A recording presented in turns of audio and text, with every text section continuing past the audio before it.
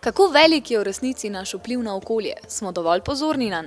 O tem smo spregovorili na dogodku, ki se je odvil na Fakulteti za organizacijske vede, ki je partner predstavljenih projektov Pozorni na okolje in Zero Trade. V zanimivem predavanju smo izvedeli, kakšne težave povzročamo okolju in spregovorili o inovacijah, ki ga lahko rešijo.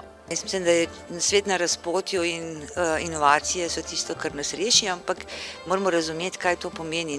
Velikokrat, ko slišimo inovacije, mislimo na tehnološke inovacije, na neke nove stroje, učinkovite zadeve. To je sigurno en del zgodbe, ampak verjetno, da tehnologija ne bo rešila sveta, kakršen je, tako da jaz mislim, da je potrebna tudi temeljita inovacija na institucionalnem področju.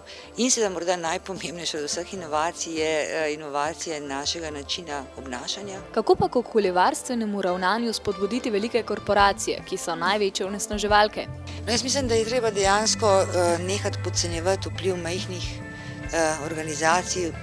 Mi dejansko podcenjujemo vpliv, ki ga ima vsak posameznik, ker, kot so rekli že pred mano, pametnejši, da dejansko edina stvar, ki sploh spremeni velike sisteme, so majhni ljudje.